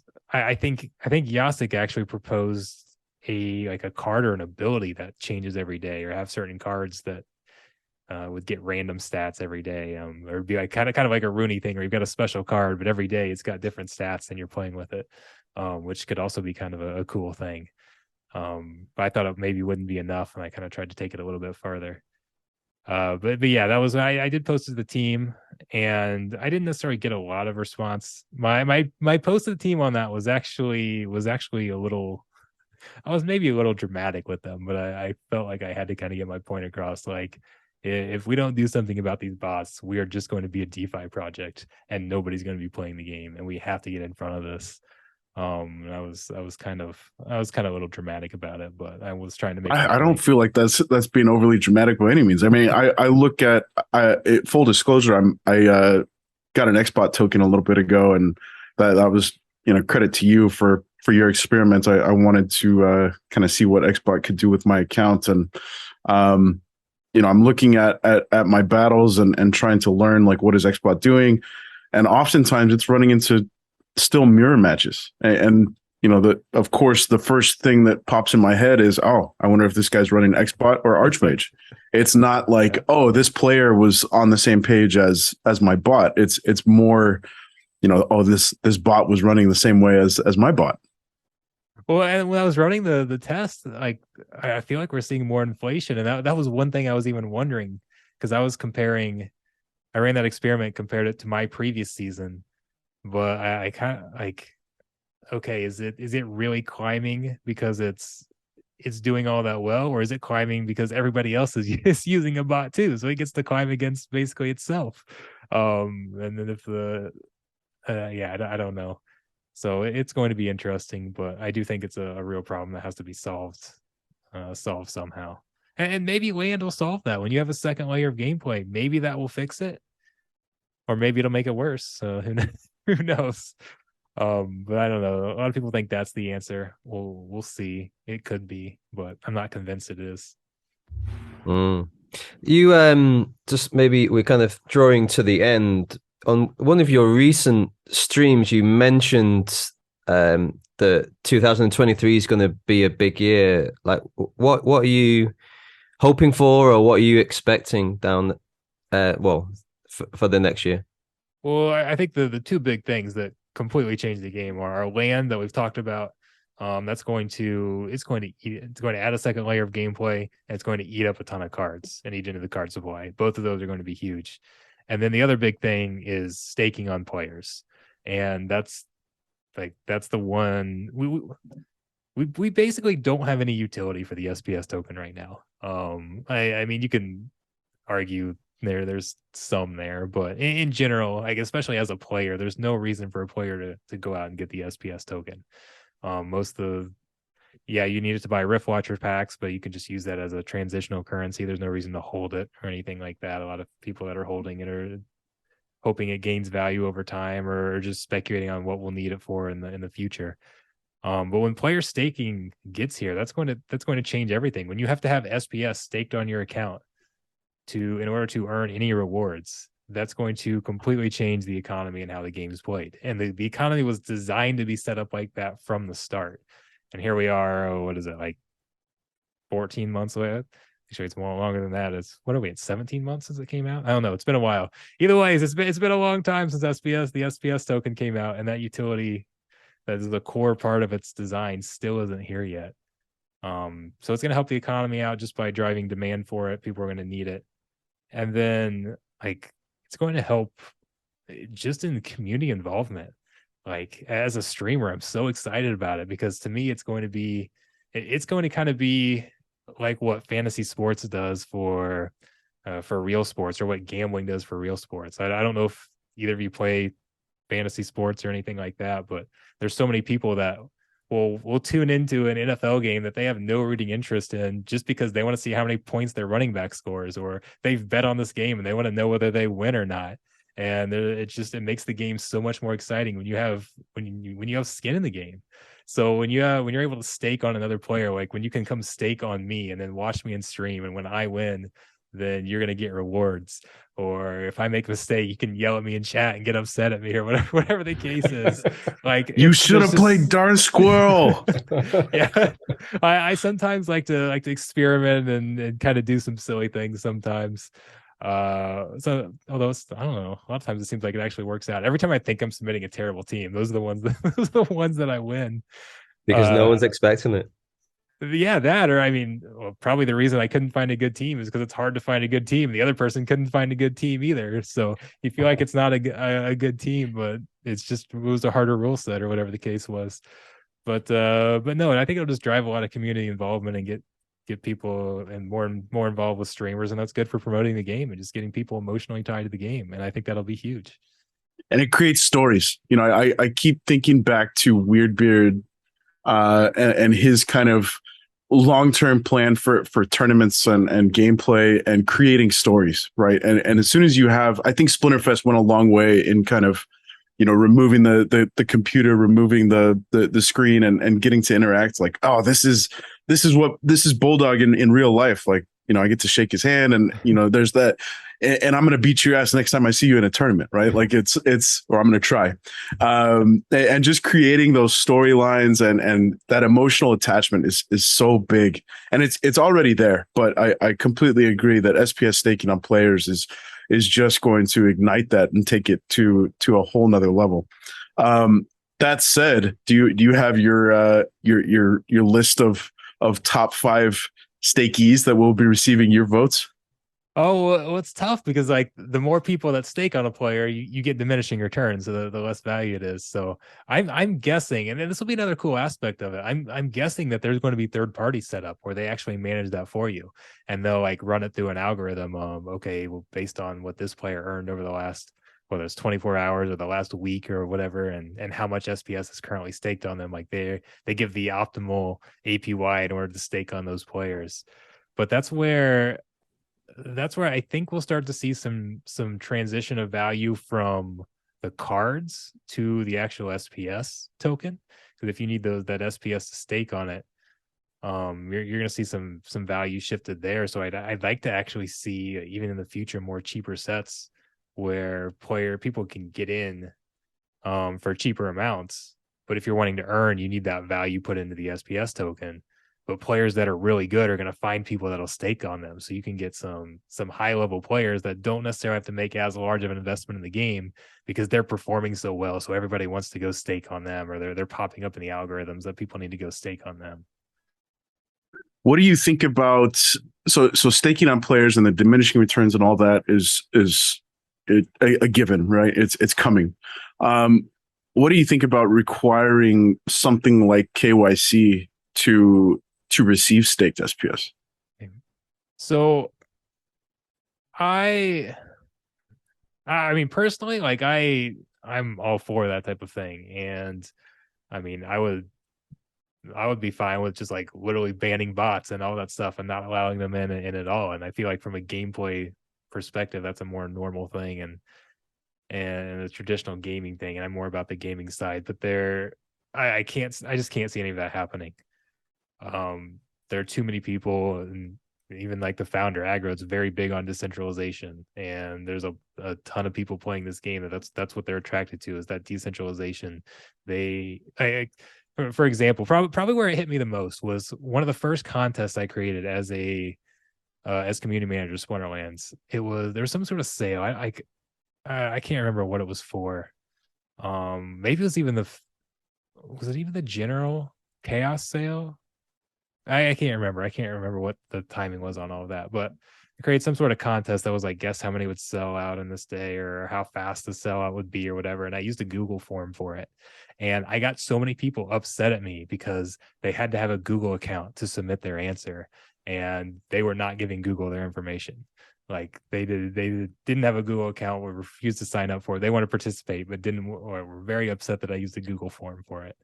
And that was like when it kind of like hit me, like what sort of population we're kind of dealing with in the demographic, and that they are big on decentralization and staying anonymous and all of that type of thing. So I just don't see anything like that ever really coming to a main part of the game.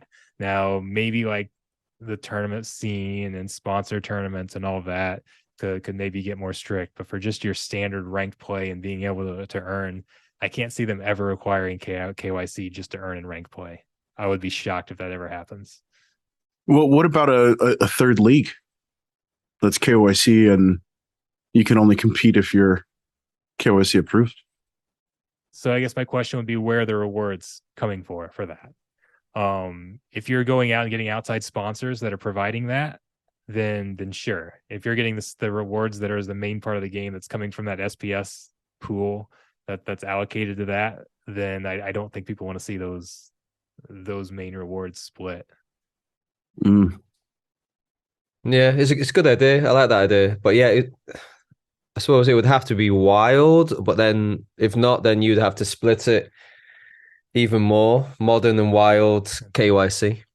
So then, well, and what I've like, as far as like even some anti-bot measures, what I've really wanted to see, or even if you're not doing it with anti-bots, but you could tie it in, I've wanted to see like, okay, with some more traditional games, you see like double XP weekends or things like that. I'd love to see sponsors come in and provide extra awards, and Splinterlands promotes it like on their social media, makes it a big event, gets some publicity for the sponsor, and then there's extra awards that go into those battles. But sponsors don't want to advertise the bots, right? So you have to like, there's anti-botting measures that are in there, whether it's KYC or whether it's other means of blocking whether you're a bot or not. And only humans, and you can maybe make it even like, okay, anybody that's run a bot on their account in the last week is ineligible for those rewards. And those are extra awards that are coming into the system. So anybody who's botting they're not losing out on anything that they've already got, but we're providing extra incentives for real players And that can be maybe even, okay, if you don't want to run your account, maybe now instead of a bot, it's better to give it to a scholar because they can qualify for those extra rewards or whatever the case is. And you can cut out, you can give incentives to humans that way to help cut out bots, and then you're just also adding value into the system with the sponsors, and that makes the whole economy more sustainable if you can provide outside value that way. And I think that'd be a pretty easy thing to market to sponsors. It doesn't have to be huge amounts of money, but any little bit can make it can be a big deal, and you can also generate extra advertising yourself when people see that these events are going on and you're getting this outside money coming into the economy. I think that'd be a huge thing. Mm. Well, I think you just start small, right? You don't, yeah, like you say, you don't have to offer big cash prizes because at the moment, I finished the tournament last night and I got 22 at SPS. I'm as happy as a anyone could be. So if I'm happy with that and these sponsors come in, you don't doesn't have to be that big. Especially considering SPS is damn near 3 cents per splinter shard at the moment. A few dollars goes a long way with, and really when I'm looking at ranked battles, when I'm looking at tournaments, I'm looking at pure volume, pure numbers of SPS. I'm not doing the calculation to USD, right? So you're absolutely right. A little bit of money goes a long way in terms of providing plenty of incentive for folks to compete and just achieve SPS rewards. And yeah, like even like, I mean, I've worked with a little bit of sponsors doing videos, and like, okay, if there's sponsors out there that are willing to pay me $2,000 to make a video, I have a hard time believing Splinterlands couldn't get, even if it's only 5 to 10,000 to do a sponsored weekend event or something like that. And that, imagine if you converted all that to SPS and gave it out in rewards, you're going to drive the price of SPS up just from your sponsors buying the SPS to hand out to players. And just drive extra value in the economy that way. So I have to believe they could find that. But every time I talk to the team about that, they said that the system's not set up for that. They need basically like a launch pad for the game, or like a better home screen, so that if they have a sponsored event, like, okay, it's plastered all over the page and it says on the front screen like it's a sponsored event, and you've got, when you're playing the ranked battles, all that stuff pops up, and the whole system just isn't designed for that. So that was kind of the reason that they didn't want to do it. But to me that should be a high priority item. Like, okay, go get that designed then. But that was the reason the team always gave, is that they don't have the infrastructure to accommodate that. Well, Bulldog, let's as we're kind of winding down, I'd love to hear, so land and SPS staking aside, what are your kind of, if we could have Bulldog's wish list for Splinterlands Cryptomancer development team to implement on that roadmap? I'm fully expecting Q1 to start with, number one, an updated roadmap and a handful of UX UI fun factor pieces to come out, fast and furious in the first quarter of next year. What is on your wish list for items that should be on the devs checklist? I'm trying to think. I mean, a lot of it we've already touched on, from anti-bot measures to some of those other things. I would say maybe something, we even kind of mentioned this, but I'd just like to see more game modes. I know we kind of talked about that when we were hitting on with Snap, but I would like to see a setup where we have, kind of like we have with the Gladiator cards, where Gladiators are only used in guild brawls. Well, I'd like to see a different game mode where, okay, you've got game mode X, and you unlock these cards they can be soulbound still, whatever, that they're only used in that game modes. And then you've got like pack Y that's only used in a different game mode, and all these different game modes that have different aspects with different cards. The game mode I've always kind of wanted to see is almost kind of like an individual brawl, where have it like, okay, whether it's, I don't know, I feel like 6 days with the guilds is kind of too much. But maybe like every other day you're matched up against a random opponent based on your ranking, your collection score, or whatever the case is. And like in guilds, you have you have 7 or 8 frays or whatever the case is, except you are playing every one of those frays, and you can only use the same card. Each cards are unique. You can only play them once. So like you'd have 8 or 9 different battles to submit, and you can't submit the same card twice. So I guess you'd want to be an odd number. But you'll submit all those frays and then match up with the same person, and submit all those battles, and whoever wins the most wins, and then you gain or lose ranking that way. And then you get matched up with somebody else the next day and have like a whole series. I think that would be a fun game mode. I like it. I like it. That means you. Oh yeah, that would kill me. I'd only be able to play Dr. Blight one time. Right. Yeah, absolutely. And it just like kind of promotes some card depth, and maybe using cards that you don't normally use, because okay, now instead of playing the same I 20 or think 25 cards over again, okay, now you've got to use an 80 to get through the entire brawl. And well, this is the time they need to be doing this, right? Like set up these game modes now, like in the bear market. So when that bull hits and people are going to be coming in, they're going to have these options. And we've talked about it many times on the show, like just a mode where people can come in and just learn the game. That's got to be. Yeah, and I can't believe I went through this whole thing and didn't even talk about that once. The new player experience. I absolutely want a PvE mode where I still think you should earn the starter cards by playing a PvE campaign. And that's the only way to even unlock those, to unlock ranked battles.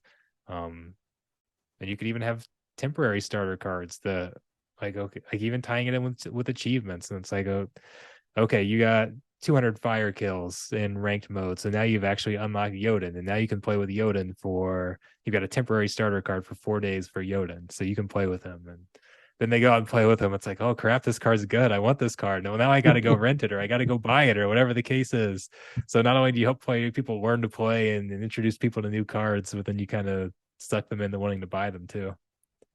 Yeah, that's a great call. And I feel like having to play to unlock the starter cards would go a long way to, it wouldn't do anything to suppress the current bot farms, but I feel like it would go a long way to suppressing the creation of future bot farms, right? Like there's no way a bot farmer is going to run through the gamut of unlocking starter cards for, 10,000 accounts or whatever. That sounds like an absolute nightmare. Yeah, I mean, if you wanted to hit it against bots again, you can make starter card. I mean, even if you don't have a PvE campaign, I know a lot of people wanted starter cards to be temporary. So, okay, you get them for 3 months when you start your account, but then after that, they're gone. You can't use them anymore. I know they said the reason they don't want to do that is because then people could get stuck when they literally can't play a battle. I think skim the. Yeah, I feel like that's addition by subtraction. That sounds like a winning model. I like that idea. I think there's definitely people out there that, like, with Splinter Fours, like you say, if people's cards are available to like put onto another platform, that just sounds like something that could and should be taken up if the team are not willing to do that. Yeah, no, I'd be okay with basically almost with making the starter cards temporary and that type of thing. There's a lot of different directions they could go. So I'm just excited that they've like the kind of the last update they gave on the post where they said what they were going to be working on was really the first time that they've really said, okay, we are going to work on the new player experience. And they didn't really outline what it is. And I'm not sure I'm going to like all the directions that they go, to be honest. But the fact that it's actually on the radar is, okay, we are going to start working on this is at least an upgrade of what we've seen of, yeah, we want it, but it's not high enough priority. We're going to work on it later. Because in my opinion, we should have all of that out before we get the player staking the land, all the stuff that could drive value here. I think we need to get that new player experience first, so that once we start driving value and people come, that we can retain those players. But yeah, we'll see what happens. Yeah, player acquisition, new customer acquisition is the most expensive prospect of substantiating a business. So yeah, right with you there, Bulldog. Well, hey man, I think I speak on behalf of the whole community again in saying we're so happy to see you energetic and smiling and running your streams per usual. And yeah, we really appreciate you hopping on to have a chat with the People's Guild, and looking forward to what the future of Bulldog1205 and his army of Darth Squirrels looks like. Maybe when Rebellion gets here, we can organize a group buy and get Darth Squirrel into the game. Yeah, I also just want to say, yeah, I feel like speaking to you now, just this past 2 hours, just the ideas you've had, I feel like the team was just like missed a trick. But in maybe like retrospect, like you say, it's going to be good for you for your like streaming like on YouTube. And I think at least now, you had the voice before, but you've still got the voice to throw out these ideas to the community. So I love it, man. Well, and I told I think it was in Map Chat when we were talking about like Aggro saying he wanted to be able to hire some of the people back, and people were calling for me to come back, and he said that hopefully here in a few months or however long it takes that they'll be able to bring me back. And I said then that my goal was I viewed it as a race. I feel like Splinterlands is going to be there's going to be another big run, and Splinterlands is going to try to hire some of those back, and will try to hire me back.